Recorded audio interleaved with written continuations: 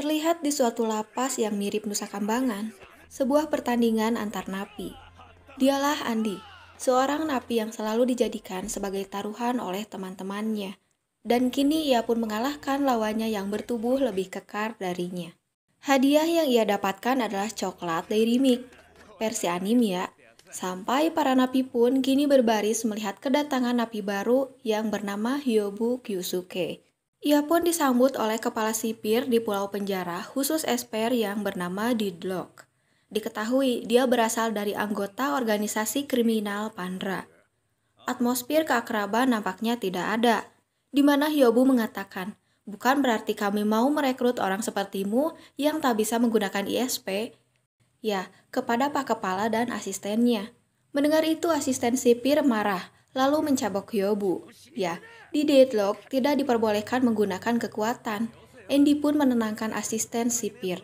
Tak lama kemudian, Hyobu menghampiri Andy. Dan mereka saling berkenalan. Tidak disangka, Hyobu menggunakan kekuatannya. Asisten sipir pun mampu menekan kekuatan tersebut dengan menggunakan pemancar ICM alias pemancar anti-SP. Kini Andy dan Hyobu sampai di sel isolasi. Mereka pun mengobrol. Andy sangat benci kepada Esper, tetapi Andy juga adalah seorang Esper. Ya, pulau tersebut merupakan kuburan bagi para Esper. Sekalinya tertangkap, mereka tidak akan bisa keluar. Dan jika terjadi cedera yang parah, maka mereka akan dibawa ke rumah sakit di luar pulau. Kalaupun ada kesempatan untuk keluar, maka itulah saatnya. Andy mengira kalau Hyobu adalah anak-anak, dan anak seumurannya sangat berbahaya masuk anggota organisasi. Tidak disangka Hyobu adalah bos dari anggotanya. Jika Andy berhasil kembali ke dunia luar, mungkin Andy akan menemui Hyobu agar Andy bisa bergabung. Keesokan harinya, para napi pun bergegas untuk makan. Nampaknya si pelayan sengaja memasukkan racun ke dalam makanan Hyobu. Sampai Hyobu memberi makanan tersebut kepada Andy sebagai ucapan terima kasihnya. Siang pun tiba. Para napi melanjutkan pertandingannya. Karena makanan tadi, badan Andy nampaknya sangat lemah. Sampai Andy kesakitan. Hyobu terus terang akan racun di makanan tadi. Ia pun meminta Andy menempati janjinya. Ya, ucapan Andy saat di sel yang berandai dirinya keluar dan akan bergabung dengan Hyobu. Setelah itu Andy pun dibawa ke rumah sakit. Saat sadar, nampak Hyobu yang mengatakan kalau dirinya telah memberi penawar racun. Untuk masuk ke sana, nampaknya Hyobu berhasil melumpuhkan beberapa orang. Mereka pun bergegas keluar. Di tengah perjalanan, Andy melumpuhkan asisten sipir yang sedang patroli. Sampai pistolnya ia ambil. Setelah Andy lulus SMA di negaranya, Andy mengikuti Wamil alias wajib militer. Andy pun menceritakan, tidak ada yang mempekerjakan seorang esper. Beberapa saat kemudian, Andy dan Hyobu datang ke lab eksperimen ketiga. Sampai Hyobu merebut pistol dari Andy dan memainkan pistol tersebut. Keluarlah seorang anak kecil yang bernama Yugiri dari kotak tirai laboratorium yang akan dikeluarkan oleh Hyobu. Tiba-tiba datanglah sipir dan Hyobu menghentikan dengan kekuatannya. Sampai ketua sipir tersebut mengatakan, kalian takkan terpisahkan lagi. Mulai sekarang, kalian berdua akan menjadi tentara pelayannya yang setia. Melihat itu, Andy akan melaporkan ketua sipir atas kejadian tersebut kepada PBB, di mana mereka menjadikan para esper sebagai kelinci percobaan. Mendengar itu, ketua sipir malah merendahkan esper, sampai ia mengeluarkan raksasa. Raksasa tersebut tertanam otak dan sel ISP dari tahanan level tertinggi, yang selnya telah diperkuat dengan berbagai eksperimen dan ditempatkan di tubuh raksasa tersebut. Raksasa menyerang Hyobu sampai mereka pun bertarung. Kemampuan raksasa tersebut ISP-nya setara dengan level 7. Hyobu jatuh menghampiri kotak yang di dalamnya ada Yugiri. Melihat itu, Andy merasa kesal. Lalu ia juga ikut serta sampai antena pengontrol ISP-nya rusak. Hyobu menyarankan Yugiri agar tidak kemana-mana. Ia pun melihat tangan Yugiri yang diinpus. Lalu Hyobu mengeluarkan kekuatan unlimitednya. Melihat itu, Andy terkesiap.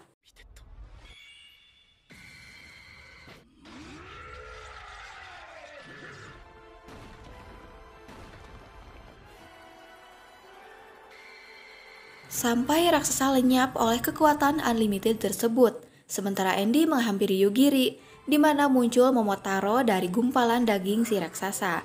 Ya, Momotaro adalah seekor tupai yang selalu menjaga Yugiri. Hyobu menyerang para sihir.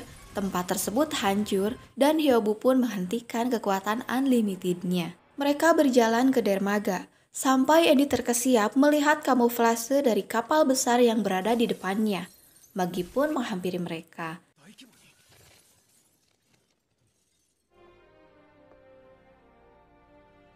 Melihat itu para napi terkesiap dan dibebaskan.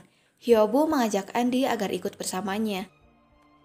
Saat malam di tengah keheningan, tanpa ada yang mengetahui, dengan mata espernya, Andy menghubungi dunungannya. Ia pun melaporkan kalau dirinya, Andy Hinomiya, penyelidik Usei, berhasil menyusup ke organisasi kriminal Esper Pandra. Keesokan harinya, nampak Andy dinilai dalam situasi apapun masih tetap saja lengah. Seminggu sudah ia berada di perahu Katasrop. Dengan bantuan Momotaro, mereka pun mengetahui kekuatan Andy adalah mampu melenyapkan kekuatan ISP lain. Sampai Yugiri pun tidak bisa membaca pikiran Andy, karena kekuatannya berimbas pada tubuh Esper lain. Maka kalau terlalu dekat, mereka akan merasakan sakit kepala atau sakit gigi. Setelah itu, Magi meminjamkan baju kepada Andy. Mereka pun berjalan. Di tengah perjalanan, ada 2 orang anak. Andy merasa kebingungan, mengapa banyak sekali anak kecil di kapal tersebut. Ya, karena mereka Esper, jadi orang tuanya menelantarkan mereka, dan Pandra memungut anak kecil. Magi pun pergi dari hadapan Andy. Kini Andy sedang mengepel ditemani oleh Fujiwara.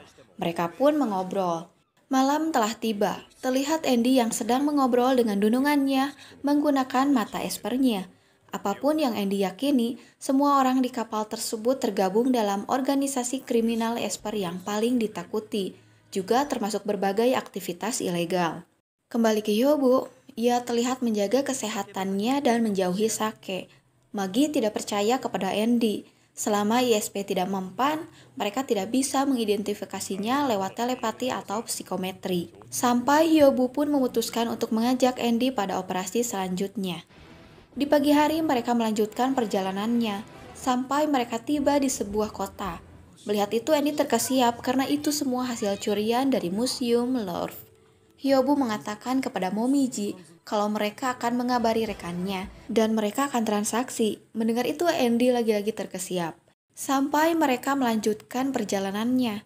Di tengah perjalanan, Magi meninggalkan mereka dengan kekuatannya. Momotaro menjelaskan kalau Magi itu Esper dengan kemampuan sintetis dan bisa mengendalikan senyawa karbon pada tubuhnya hingga level atom.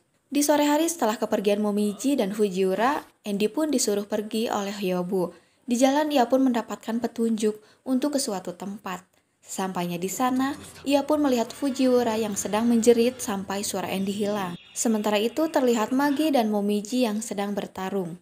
Beberapa saat kemudian, Hyobu pun memberi perintah kepada Andy untuk menembak setelah dirinya memberi tanda.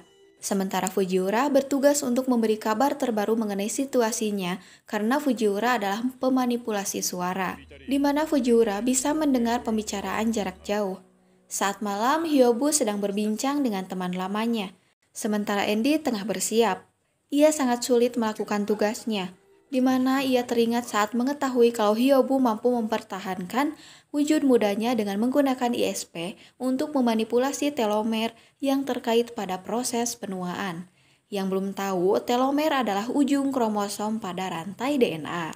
Ya, usia Hyobu sudah tua. Ia lahir sekitar tahun 1930 dengan pangkat terakhirnya adalah mayor. Belum juga menembak, tiba-tiba terjadi penembakan di dalam ruangan transaksi. Magi pun mengomentari kelengahan Andy. Hyobu menyadari jangkauan kekuatan Andy akan meningkat jika sedang tertekan. Ia pun memasangkan sebuah kalung limiter kepada Andy.